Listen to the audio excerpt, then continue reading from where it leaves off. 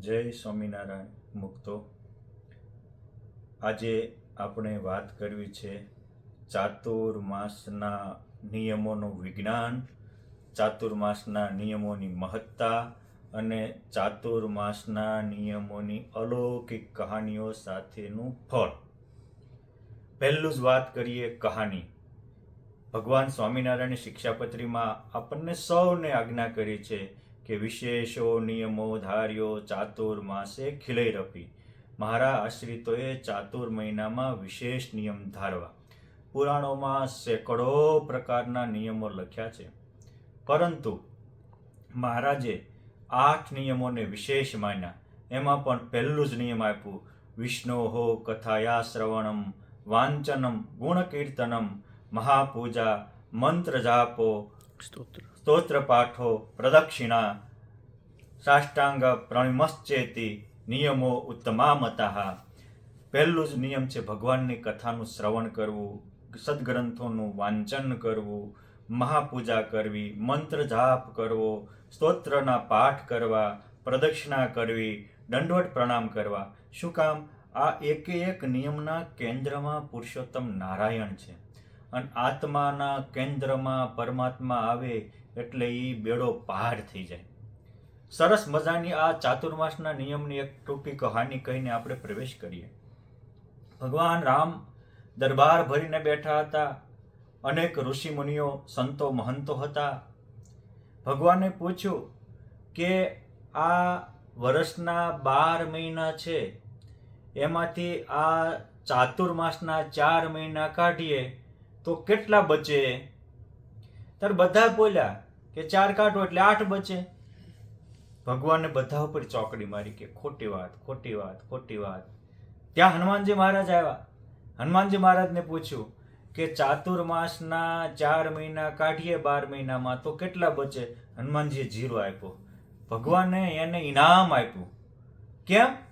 બધા કે પેલા આટલું ગણિત અમને આવડે છે ને, તમે તો બુદ્ધિમતામ વરિષ્ઠતામ, તમે તો બુદ્ધિશાળીમાં શ્રેષ્ઠ છો, અને આ ચાતુર્માસના 4 મહિના કાઢે 0 કેમ બચે? ત્યાં કે જો ચાતુર મહિના આવે છે ક્યારે? ચોમાસામાં.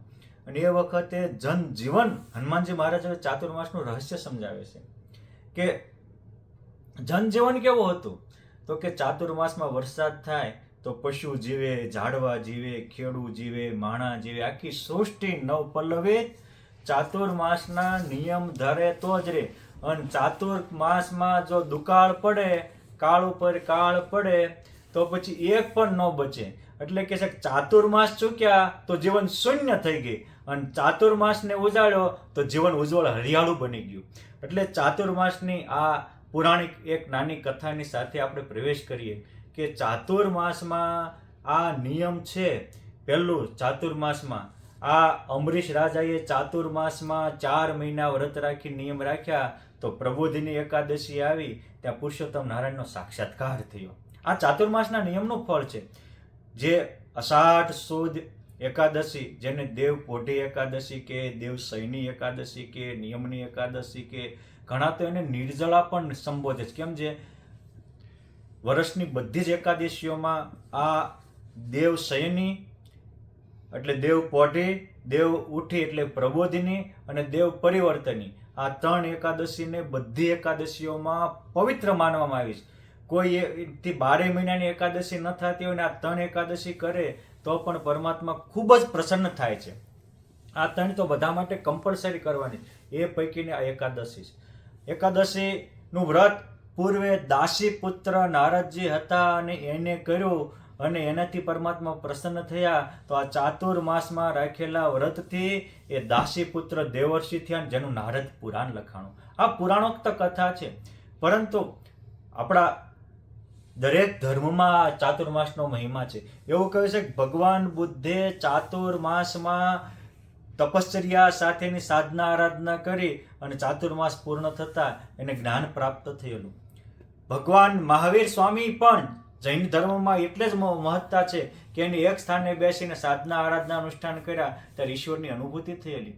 ભગવાન સ્વામિનારાયણે પણ પુલાશ્રમમાં આ ચાતુર્માસમાં 4 મહિના સુધી 2 હાથ ઊંચા કરી માળા ફેરવી સાધના આરાધના કરી ચાતુર્માસ પૂરો થયો અને એકાદશીની રાત આવી ત્યાં ભગવાન સૂર્યનારાયણે સાક્ષાત્કાર દર્શન દીધા. આ કેટલા સંતો ભક્તો અવતારોની આ અવતારોએ પણ આ ચાતુર્માસની ઉજવણી કરીને ઈશ્વરની સાક્ષાત્કાર કર્યો. એ મને તમને પ્રેરણા આપવા માટે કર્યો. ચાતુર્માસ અને વિજ્ઞાન, આજનું વિજ્ઞાન પણ આ ચાતુર્માસને ચાહે છે.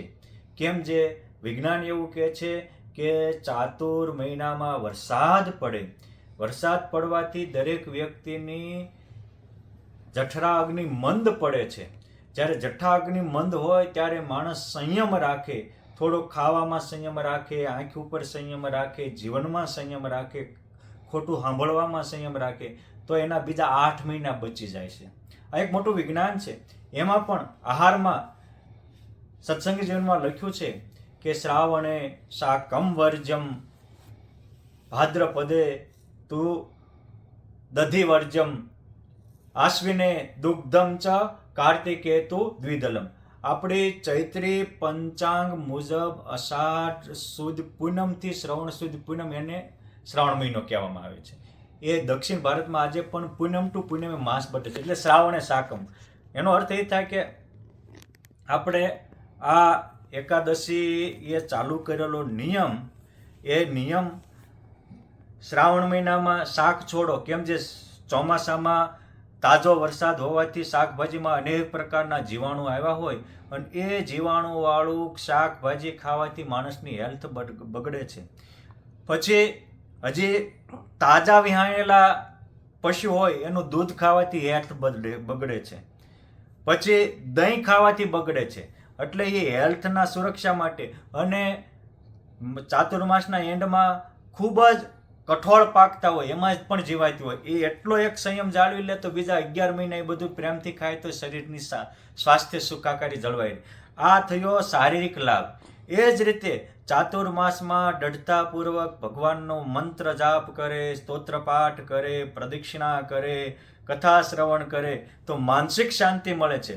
એટલે ચાતુર્માસના નિયમ એ શારીરિક સુખાકારી માટે છે, માનસિક સુખાકારી માટે છે અને આધ્યાત્મિક સુખાકારી એટલે કે આત્માને પરમાત્માની અનુભૂતિ થાય. જે રીતે ચાતુર્માસના આરંભે અમરીશ રાજાએ ચાતુર્માસનું વ્રત કર્યું તો પરમાત્માની પ્રાપ્તિ થઈ, નારદજી દાસીપુત્ર મટીને દેવર્ષિ થઈ ગયા. આ બધી જ કથાઓ પુરાણોમાં લખાયેલી છે. સ્વામિનારાયણ ભગવાન પણ ચાતુર્માસના નિયમો રાખતા હતા. સત્સંગી જીવનમાં એનું વિશાળ વર્ણન છે. મહારાજ તો આ ચાતુર્માસના આરંભે પરમહંસો જે કવિઓ હતા એને કહેતા હતા કે ચાતુર્માસમાં તમે એવા નિયમ રાખો કે રોજના 4 પદ લખીને જ આરામ કરવો. અને બ્રહ્માનંદ સ્વામી, પ્રેમાનંદ સ્વામી, નિષ્કુળાનંદ સ્વામી વગેરેને તો મહારાજે આ નિયમ આપેલા. આ ચાતુર્માસમાં સાહિત્ય રચનાનો પણ આટલો જ અલૌકિક મહિમા છે. વળી ચાતુર્માસમાં અખંડ વૃત્તિ, મહારાજ કે સૌથી મોટું વ્રત એ અખંડ વૃત્તિનું વ્રત છે.